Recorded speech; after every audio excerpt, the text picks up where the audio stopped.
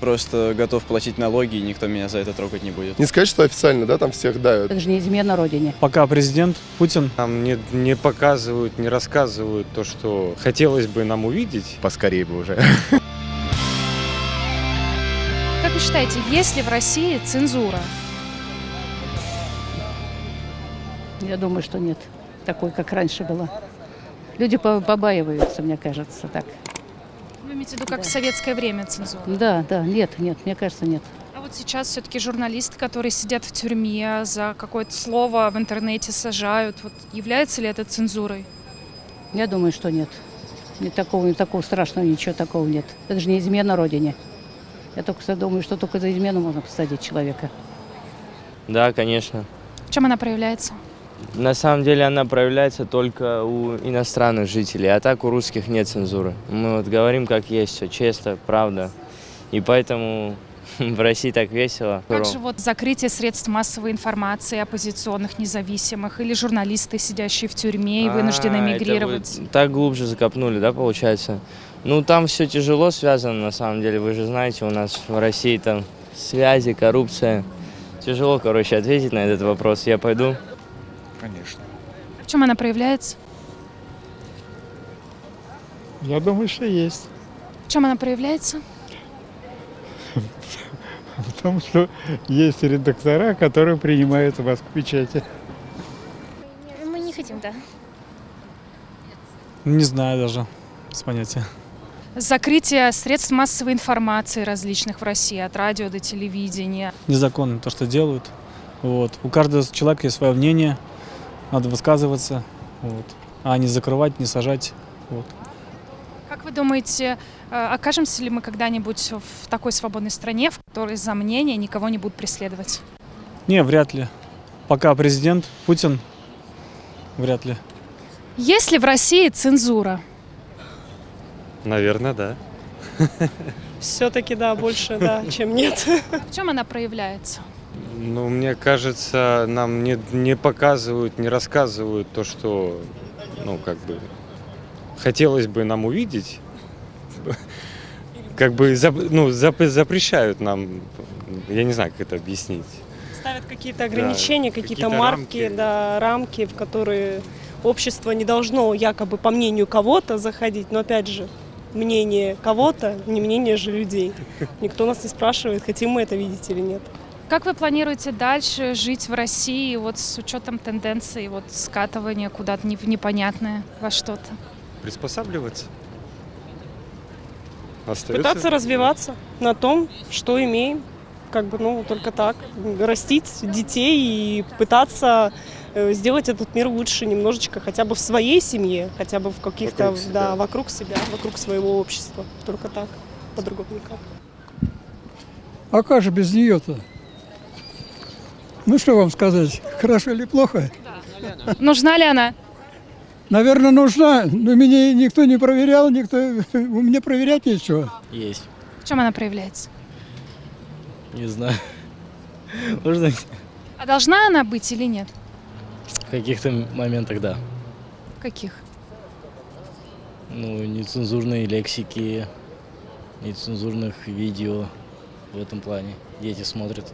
В случае закрытия средств массовой информации, политических, отличных от мнения единственной партии власти, вот, то есть их закрытие, арест журналистов, посадка за лайк, репост, чего бы там ни было протестного. Вот это как?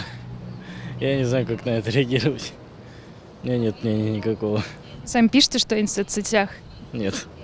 Поэтому или... Поэтому я ничего не пишу, не афиширую.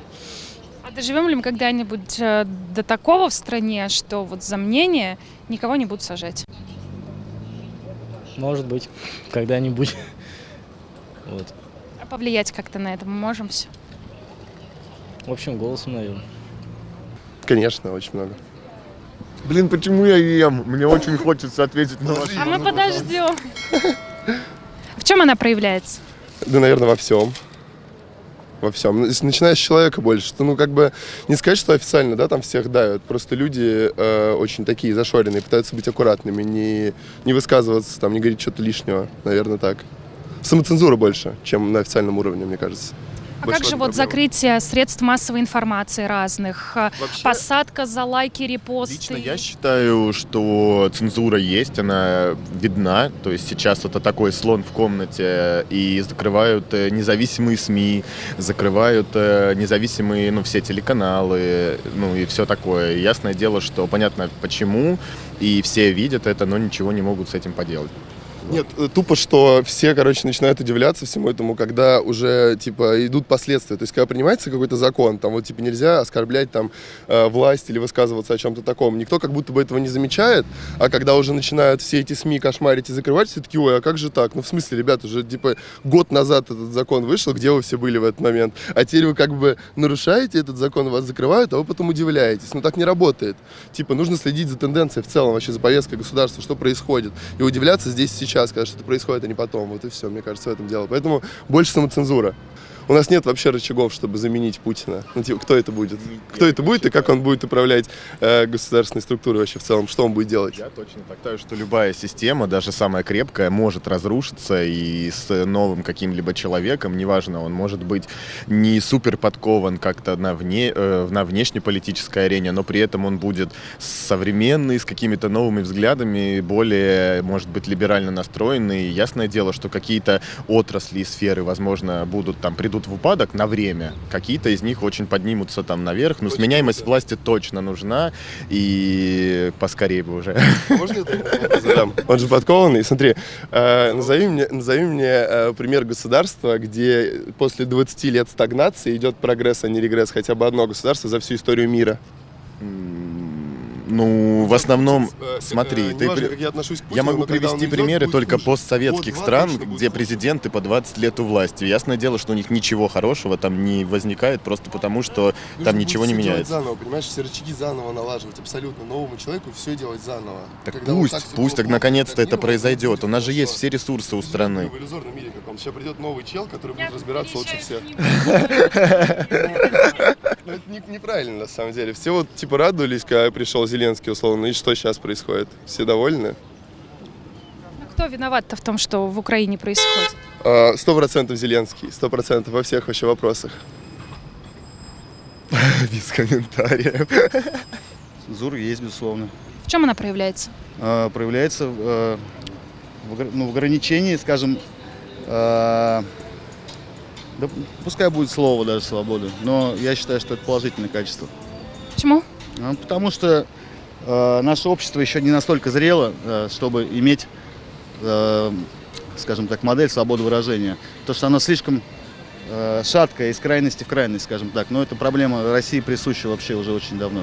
Понимаете, свобода ради свободы – это тоже такое эфемерное, размытое понятие, которое, в принципе, для чего свобода? Страна, в которой каждый может высказать свое мнение и не сесть за это в тюрьму. Вы можете сесть, сейчас высказать свое мнение где угодно здесь. Я понимаю, о чем вы говорите, если нет автозаков, то есть, но есть какие-то рамки, и они должны быть, в принципе, понимаете, мы живем в социальном обществе, которое достаточно крупное.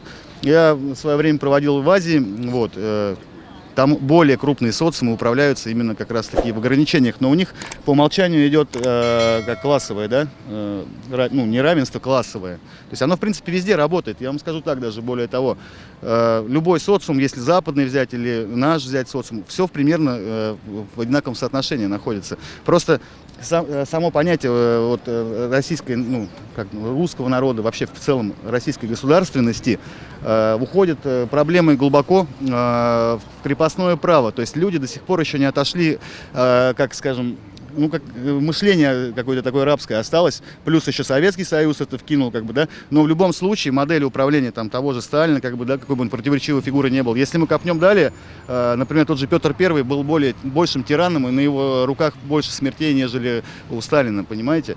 Владимир Владимирович Путин, какой бы он ни был, то есть с двух сторон, я всегда нейтрально отношусь к нему, но в целом я поддерживаю его модель управления, потому что по-другому тут управлять нельзя. Проблема не в правительстве, проблема в самих людях, на самом деле. Люди всегда будут искать попытки оправдания своих неудач и тому подобное. Это удобная позиция, и все. Как вы считаете, есть ли в России цензура? Конечно. В чем она проявляется? Во всем. Например, в телевидении или, возможно, в арестах и закрытии других независимых средств массовой информации? То есть в чем? Ну вот во всем том, что вы перечислили, конечно. Что делать? Принимать такую страну, в которой мы живем. Вы думаете, удастся ли что-то в этой стране поменять? И будем ли мы когда-нибудь жить в стране, в которой ты будешь свободно выражать свое мнение и знать, что тебя за него не посадят? Конечно. Когда? Когда-нибудь, в ближайшем будущем, надеемся. Да, В чем она проявляется? в хентае. Да, что еще? А если брать политически? Закрытие средств массовой информации, аресты за в лайки, таком репосты, случае- пропаганда и цензура на телевидении. Ну да, она есть, ну потому что я не могу зарепостить какой-то, например, не знаю, что-то против политики. Вот, но я и не собираюсь, потому что я в нее не лезу, но кто-то, может, хотел бы. Вот. Вот как вы в нее не лезете? Вы вот молодой, родились, выросли при Владимире Путине, вам как-то Да. дальше свое будущее строить, как-то дальше жить, а вы вот не лезете, не интересуетесь. А я просто готов платить налоги, и никто меня за это трогать не будет. Вот, я в принципе не против. А вы что думаете про цензуру? Ну, я на самом деле особо тоже не разбираюсь, тоже готов платить налоги всю свою жизнь. Ну и все, в принципе.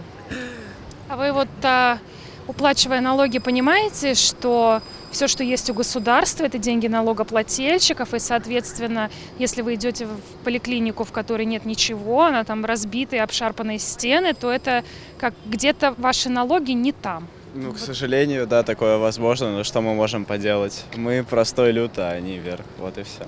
Это либо пробиваться вверх и что-то менять, либо оставаться так, вот и все. Ну, также, да, то есть ты можешь пойти в ту же платную больницу, например, и там купить себе нормально что-то. того Ну и бесплатно, да. Ну да, типа, я не знаю, как политика в нашей стране работает.